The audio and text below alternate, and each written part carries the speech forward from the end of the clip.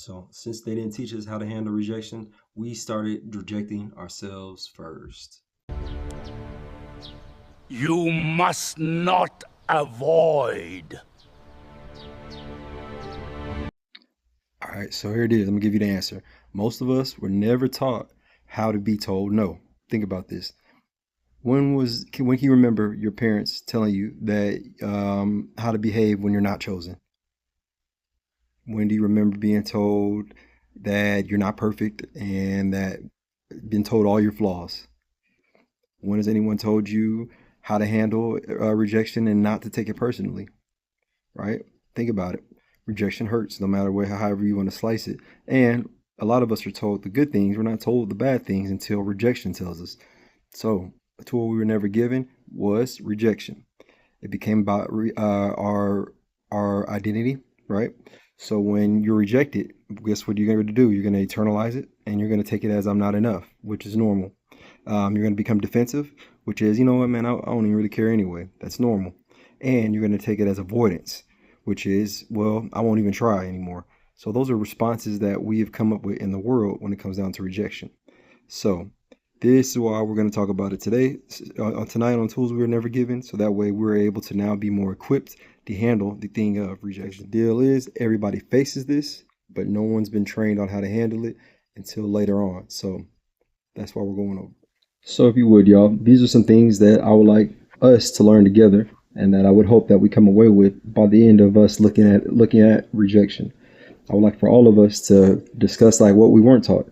So if you would in the chat, you know what, subscribe please, but also if you could just leave comments on there, let me know some of the things that you weren't taught that could be added to this, and we can read over them together.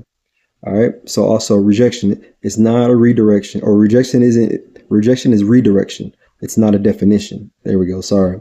So I would like for us to like try to come away with some ideas on that. On what do you think on that aspect? Rejection is redirection. It's not a definition of who we are. Then I would like for us to come away with the answer for that on this. People choosing something else doesn't mean that you lose value, right?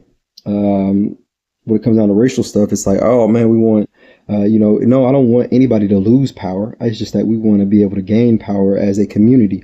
You know what? Same thing in relationship. I don't want another party to lose power. No, I just want to be able to gain power, or to gain value, or gain the understanding that I didn't lose value. I just wasn't that person's person.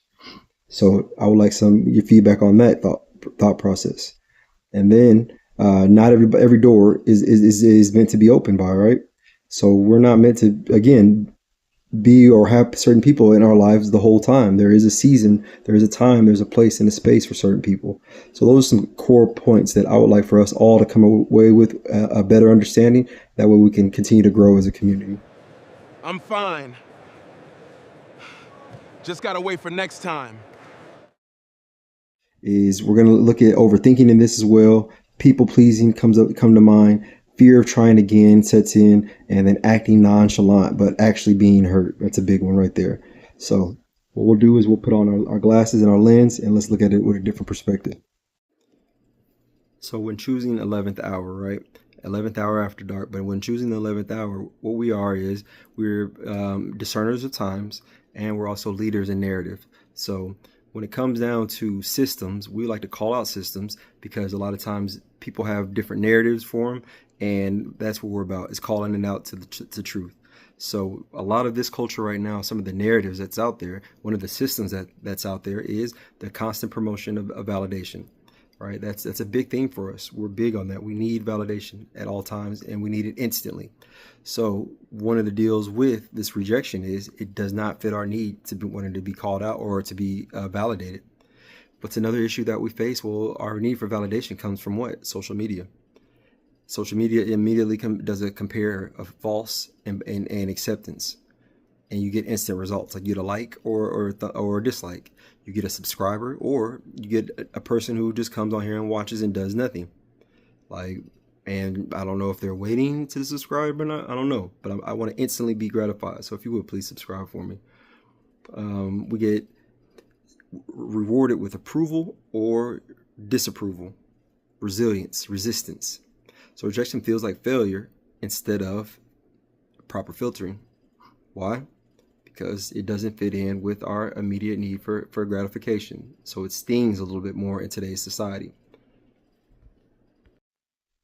All right, now let's put on our God lens, right? Let's put on our God lens and look at it from this aspect. Look at Jesus. Christ was constantly rejected, right? He said, if you go into a house and they do not receive you and they want to, become short with you, just remove yourself, shake, dust the dirt off yourselves, and keep on going. That's how he would encourage handling rejection. And yet he still walked in purpose. Rejection didn't stop the mission, it clarified it. So with that being said, when it comes down to rejection, it does suck, especially the way that we go about doing rejection, and because we have so many different avenues of communication, right? I may have just made that sound really proper. Let me really like bring it home.